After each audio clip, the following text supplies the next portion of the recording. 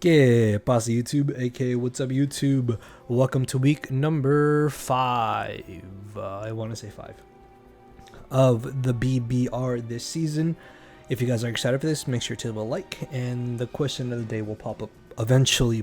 But before you guys skip to the actual battle itself, unfortunately, the battle is going to be post-commentated just because during the actual battle itself, I just got off work and I was exhausted.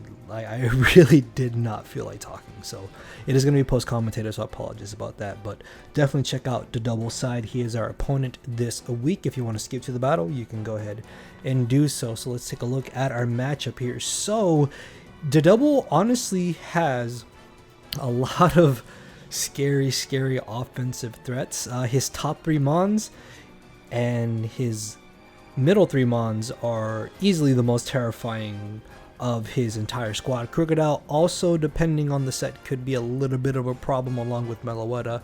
And Rotom, I more or less don't expect. Pheasantipity does have a few niche roles here, so I could maybe see that coming. But regardless, any combo 6 of his 9 mons could be annoying. Honestly, I don't know, like a part of me really feels like Palafin probably isn't coming, but the front office homies were like, oh, I mean, you can make it work. So we're still going to keep an eye out for that. So yeah, shout out to the front office homies. Their names will be here in the video later. So looking at our first mon here, of course, we got Terapagos. Look at his squad. Between these 3 offensive moves, we basically destroy him. So this is definitely a great win condition. Late game Dark Pulse is literally just for Rotom, which it may not come because I don't think he brings Thundurus and Rotom. Thundurus, in my opinion, has a much better matchup. But on the off chance that he does bring Rotom, I would rather be able to hit it just in case. And then at +1 speed, we should outspeed the entirety of his squad if he's not scarfed on something like Shaman, Palafin, or Thundurus. Well, I mean, Pheasantipity, I mean, it has his niches, but if it doesn't come, then I'm not going to be surprised. I think Crocodile might still outspeed us if it's scarfed, but it's fine. Next up, we have Sinus Horchata. So this is our first of 2 Trick Room mons, just because Adele's squad is so fast. As you can see, we have much lower speeds here than he does, so I'm hoping that between this and our next Trick Room mon, we'll be able to just put in a lot of work against his squad. Shadow Ball and Matcha Gacha are really nice here, especially if he does proc our weakness policy, which he does have a lot of mons that could hit us with super effective moves. If not, then I mean, we can Strain Zap back to full health and force him to hit us with their super effective moves. So at +2, this thing late game definitely could sweep or break stuff down for our next Trick Room mon, which is going to be Hatterene here. Dual Stab, Healing Wish, and Trick Room. The idea behind this is that if the game does drag out, or if I'm in the scenario, then I can Trick Room, Healing Wish, back up either Sinistcha, Terapagos, or one of our other offensive threats. So essentially, we have 7 mons hopefully going into this game. But between Psyshock and Dazzling Gleam with hazard support, this puts in a lot of work. And speaking of hazard support, we have almost max speed, sorry, Ogerpon, which may or may not be our lead, just because getting up a spike is really nice.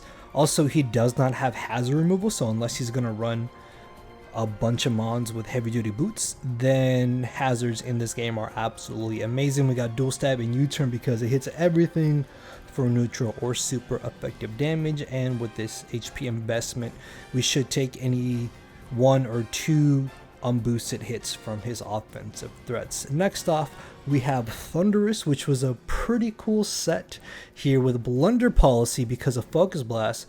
One of the front office homies suggested a Blunder Policy, and I actually do kind of like that because a +2 speed, late game or mid game, this can come in and maybe get a KO or 2. Like, weakening something or getting rid of something with this set would be amazing, especially if we are behind a sub.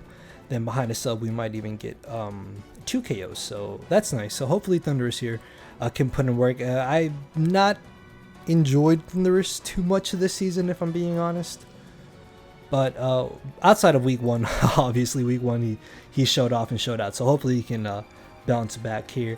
And then finally off, we have Cabalion with Sacred Sword, Stone Edge, Swords Dance, and Stealth Rock. So this set might seem a little bit odd, but between Sacred Sword and Stone Edge, we hit the entirety of his draft for neutral or super effective damage. Now, I could have gone Close Combat over Sacred Sword or Iron Defense and Body Press, but the main reason I want Sacred Sword is because I really feel like our Chalodon is going to be a massive nuisance to try and break through. Like, that can easily go 1-for-1 or weaken something else as well. So if it does get 1 or 2 stamina boosts, Sacred Sword is always neutral, so we always should do about like 45-50%, I think is the roll with 52.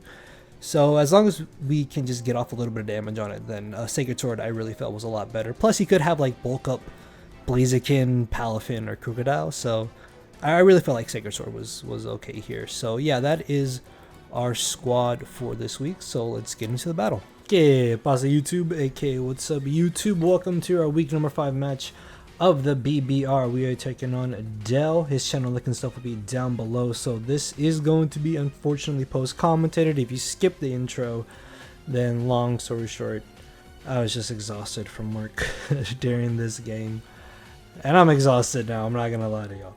But yeah, I apologize that this is post commentated, but work is just, it's been a lot lately. So looking at this matchup, he brought mostly what I was expecting. Rotom I didn't think would come.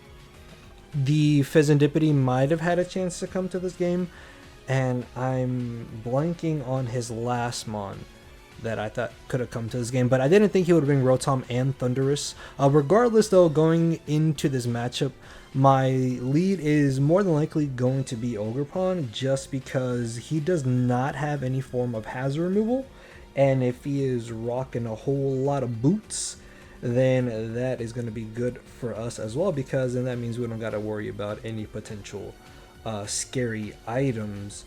So, oh yeah, Palafin was his other mon that I thought may or may have not come to this game. So initially we started this game like 2 or 3 turns into it. Unfortunately, he only brought 5 mons, and I didn't notice because I was so tired. So we restarted things here. Same leads. I went for Spikes turn 1 regardless of what he was going to do, because my game plan was to get up hazards immediately. As he let off a Meloetta, he hard switches into Shaman. The best thing I have to do against the Shaman is go for U-turn, as he has the Rocky helmet, so that could be very annoying later on in this game here, as he goes for the Seed Flare on my incoming Thundurus. Thundurus is the best thing that I have for this on my squad. So even though we are Blunder Policy, we can still tank any one hit and force him out with the fear of the Sludge Bomb. So keeping that in mind, I'm thinking, okay, he is gonna try to bring in our Chalodon here or Crocodile, and I'm gonna smack it with the Focus Blast. But no, he hard switches right into Meloetta, as we missed the Focus Blast, but we do get the +2 speed. And this is nice because if anything, we can at least try to get some damage off on this. I don't know what item this is running. It could be Assault Vest, I guess, or he could be a Relic Song with the Pirouette form, right? Yeah, Pirouette form, I think is what it's called. So regardless though, I want to get damage off on this. If we can live a hit, that's great, and then we can outspeed him and do more damage. But he turns out to have the Triple Axle along with the Life Orbs, so that was very surprising. Him showing a physical move definitely had me thinking that this is Relic Song.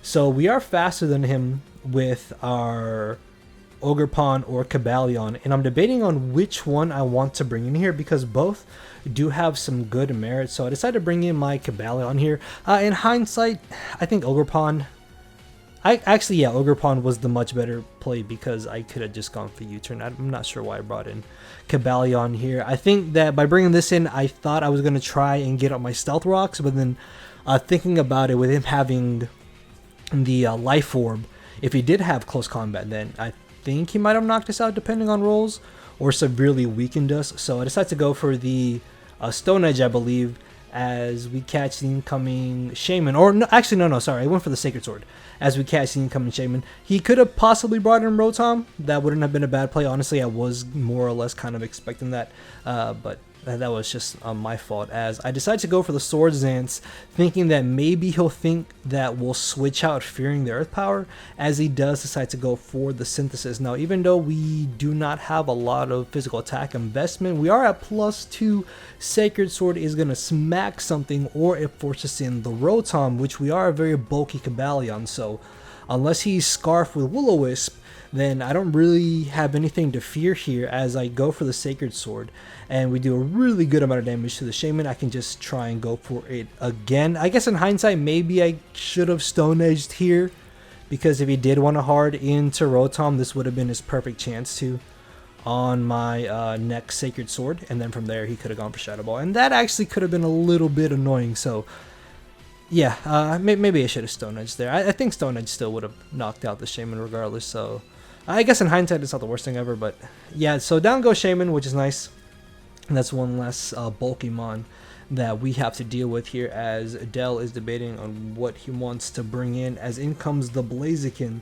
So I wasn't entirely too sure what I wanted to do here. I was really debating on whether or not I should hard switch into Sinish or Chata or Sinishcha here, just because the fire move or the fighting move is so painfully obvious. But if he did go for the fire move and he was a boosting item, then switching into Sinishcha there would have been the incorrect play, as he just goes for that vacuum wave, which was a little bit annoying because I could have brought in a Teapot here, but I guess it's fine. Cobalion I don't think would have done entirely too much else in this matchup, so now I'm debating on what I want to do here. And I figured that even though he has Life Orb, if he is not running like Modest Overheat, I think we should be fine. I think maybe depending on rolls, he would have knocked us out. Regardless, though, I'm going to try and go for the Trick Room here, because if I do Trick Room, with his entire draft being much faster than ours, between Teapot here and Hatterene, we could do enough damage to where something else on our squad could come in and potentially win, which was Terapagos, I believe. What was our last one, actually? We still had Ogerpon. Yeah, I mean, I guess Ogerpon could win outside of Trick Room. Regardless, though, I'm taking the chance here of him hopefully not being Modest Life Orb over here, because that would have destroyed us. As we do get the Trick Room off, in comes the Meloetta. I was checking calcs. I was honestly so terrified that Machagacha was not going to knock this out just because of how much Spadef bulk Meloetta has, and we're not running max special attack, but we are able to knock it out, which is great because that means we get an extra turn of Trick Room. As in comes the Archaludon. I don't have anything I want to switch into this, and my main game plan was to just smack this as hard and as much as possible to take it out. So I just go for the Shadow Ball, and we do a pretty good chunk of damage. I was really scared of potentially Assault Vest Archaludon, but it doesn't look like he was Assault Vest, and he does a good damage with the Flash Cannon, as we're going to be able to knock him out here with the following Shadow Ball. With Meloetta gone, he does not have a switch in to our Sinnoh or Chata here, so we should hopefully get up a KO. If we don't get a KO this turn, then whatever he switches in is going to be to a KO. So we're going to do over 50%, and then the following turn knock it out. So regardless, Shadow Ball was my best play here. I really didn't have any reason to not go for it, as down goes the Archaludon. I'm not going to lie, Archaludon in prep and in theory was so much more terrifying than the actual outcome here turned out to be. So in comes the Blaziken, and here I make another questionable play. I wasn't really sure what he was on this Blaziken. Yeah, he showed Vacuum Wave, but if he only had that for priority, then on the off chance that he was physically based, I decided to go for the Strength Zap, because I figured that if he's not max special attack, then after Strength Zap, if he is physically orientated more than specially orientated, then we'll live a hit regardless. But it turns out that he is, I guess, just fully special, judging from that Flamethrower damage. Now, I guess I could have gone for the Shadow Ball. I don't think it would have knocked him out, but it would put him in range of something else knocking him out. Regardless, though, he did proc our Weakness Policy, which is nice, but unfortunately our Trick Room ended. So I just kind of have to sack our Sinishcha here. I really think that this might have been able to win if I had gone for the Shadow Ball. or put us in a position to win a lot easier. So unfortunately, down goes Teapot. Blaziken is sitting at +2 speed. Regardless, though, at this point, I'm pretty much convinced he is more specially offensive than mixed or physically offensive. So Hatterene being at full HP and us having a good amount of bulk, we should easily tank any one hit that this wants to go for, and we can set up a Trick Room. And at this point in Trick Room, he does not really have anything that is gonna stop us. His last two mons are Krookodile and Rotom. I guess Rotom could be a bulky variant of Rotom, but regardless, because we are max special attack Psyshock with the Twisted Spoon for boosted damage, then we are going to be able to a KO it depending on what set he is running. So we are able to get the Trick Room here, as he took a second there to decide on what he wanted to do. So in Trick Room, we are faster than the Krookodile. We are modest max special attack, well, like 244 out of 255, 252, sorry. So down goes the Krookodile. His last two mons are Blaziken and Rotom, and yeah, this is pretty much a wrap. Now, I'm not gonna lie, Rotom does have some decent bulk at full HP.